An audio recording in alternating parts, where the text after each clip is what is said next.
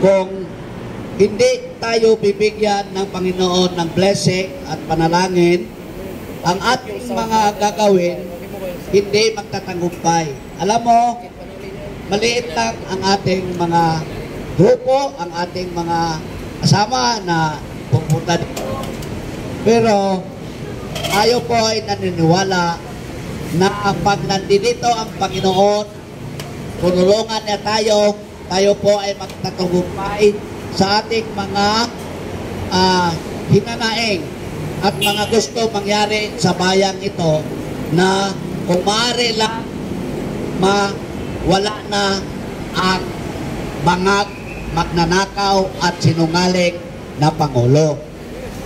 Alam natin mga kapatid na ang mga nangyayari ngayon na pinakabago yung latest controversy sa GAA 2025 na mga nawawala, no? Ito na lang siguro.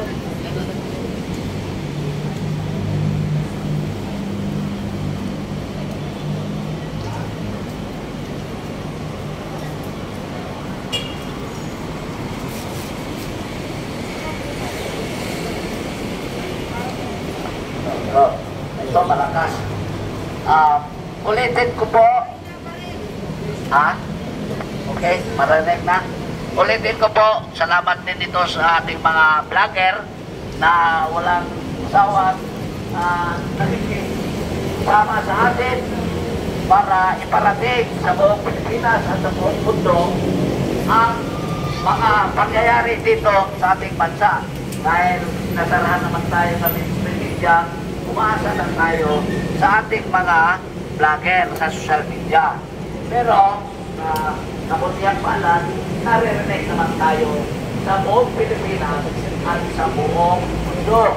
Makikita yan sa bawat social media, moron, anong tawag ito, social media ninyo, bawat cellphone, pag may mga nakapost dyan, maraming nagre-reply, maraming nagko-comment.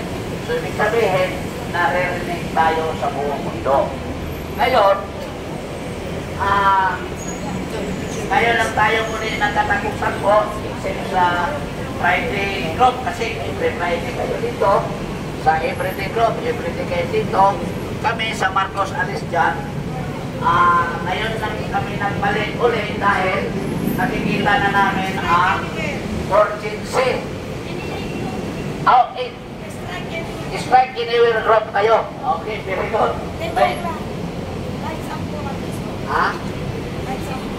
Kahit saan strike anywhere group, no? Maganda ito, no? Punta kayo sa Batangas, sa Friday, meron kaming rally sa Batangas, sa Marcos Alisgan, sa Tanawan, Batangas yun. Friday. Hindi tayo makapag-rally dito sa Friday, sabayan dito dahil wala tayo permit, hindi naman tayo bibigyan ng mga permit dahil ang binibigyan ng mga permit yung nagtatanggol ng mga masama. Diba? Tayo po ay gumawa tayo ng paraan na makapagsabi sa ating mga inanaing. Kaya nag-lightning rally tayo. Chief Officer, lightning lang ito, hindi mo ito magtagal, ha? Lightning lang ito na magsalita. So, huwag na mag-alala. Hindi naman namin kami kayo istorbohin, no? So, ito nga, pag-usapan natin ang mga nangyayari ngayon na nakaban ng bayan sa pamagitan ng pagpasa nila ng 2025 taha. At bakit tayo nagsalita? Dahil tayo po apektado. Ang establishmentong ito, apektado. Kasi nagbayad yan ng buhis. Tayo po, mga empleyado dito, mga mamamayang Pilipino, nagbayad tayo ng buhis at apektado tayo sa ginawang pagnakaw ng gobyerno ito sa GAA 2025. Kaya magsalita tayo. Kasi yan ang katotohanan. Yan, nagbayad tayo ng buwis. Pawis natin ang mga empleyado dito sa establishment ito. Nagbayad tayo ng buwis. Tapos, nanakawin lang ng gobyernong ito. Hindi tayo magkapag-pigil na magsalita Diba? Ang bansa natin ay tugmok na. Bagsak na ang ekonomiya. Wala na sila ngayon. Chinese New Year. Pero saan yung mga businessman na taga-China? Pinapauwi ni Bongbong Marcos sa China. So walang investment dito. So Chinese New Year, masaya kaya sila? Mga negosyante dito ng mga Chinese. Nabawasan sila ng mga partner na investor, mga negosyante na pinapaalis ni mga BBM. So naka-apekto to sa ating ekonomiya. Walang foreign direct investment ng pumunta dahil kurakot ang atong gobyerno. Kurakot si Marcos, kurakot si Martin, kurakot si Lisa, lahat na nasa taas. Kurakot hanggang maubos ang pila ng taong bayan. Anong gagawin natin? Ipagtanggol ng magrarally sa January 31, ipagtanggol nila ang nag-ubos ng pira ng bayan. Hindi tayo maniniwala sa kanilang mga sasabihin sa Friday na ipagtanggol nila daw ang karapatan.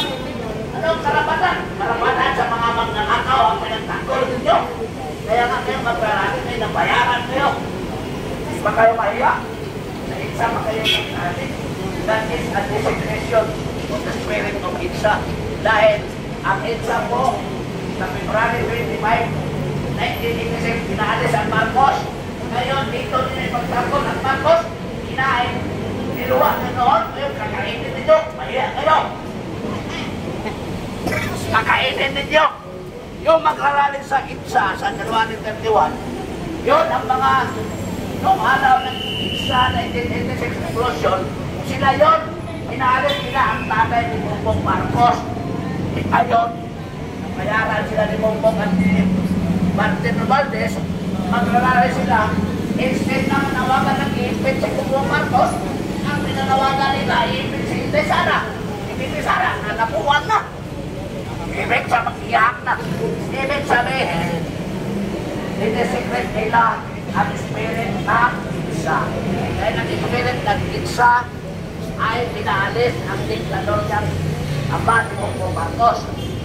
Dapat ang ITSA gamitin lamang sa pagpapaalis sa anak ni Marcos na ama. Si Bongbong Marcos dapat ang paalisin dito sa ITSA sa Pilipinas. Pero huwag kayong mag-alala. Ito po ay isang repetisyon ko sa inyong lahat. Makinig kayo. Kahit na kunti lang tayo, we depend on the blessing of God Almighty. Dahil, ito tandaan nyo, tingnan ninyo ang kalendaryo. Tingnan ninyo ang kalendaryo sa February 25, 2025. That is Tuesday.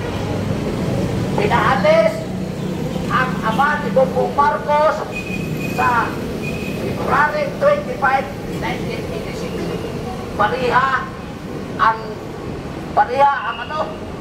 Yung 1986 at saka 2025 na kalendaryo, pariha sila nagkakapasok. So, ibig sabihin niya, malapit na maalis ang bangag, magnanakaw at sinunggaling na anak ng magnanakaw na Marcos na ama. At yung mga nangyayari ngayon sa buhay ng isang Bongbong Marcos na magnanakaw ay isang pagpapatunay na ang pamilyang Marcos magnanakaw talaga.